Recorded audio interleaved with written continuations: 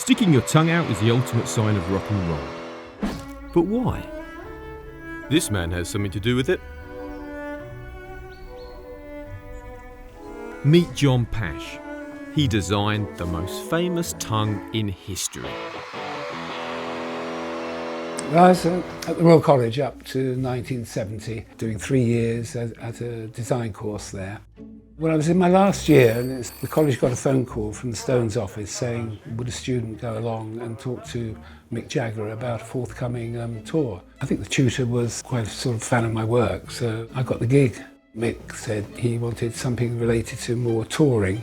We shared an interest in sort of 1930s, 1940s tour posters, particularly French ones.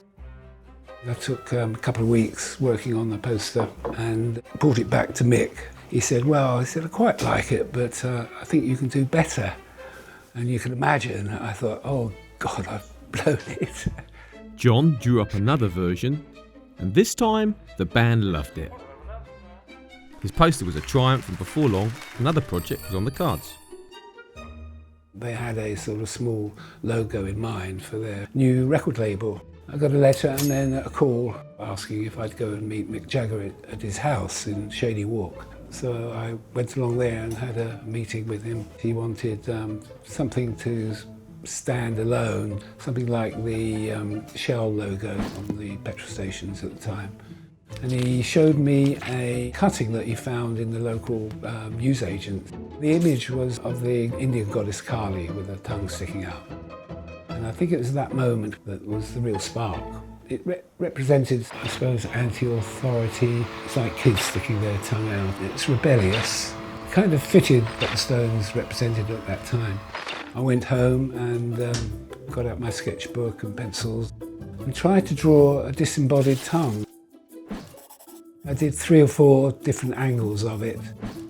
One of the rough designs seemed to be much better than the rest of them. That's the one that I was going to recommend to Mick when we had our next meeting.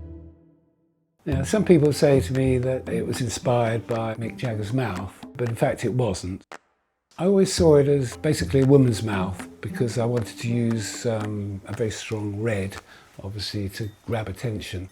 The tongue had its first big debut on the inside sleeve of the Rolling Stones' Sticky Fingers album. But before long, it was stamped everywhere. These rebellious red lips became a global icon. I sometimes get emails from people that I particularly one which some guy had made his girlfriend have it tattooed on her bottom and sent me a photograph, which I thought was going a bit too far, but that's Rolling Stones fans for you. It's obviously interesting to see how many people wear the t-shirts. When I see somebody walking down the street and I'm together with my wife, I just give her a nudge, and that's enough to say, oh yes, I've clocked that.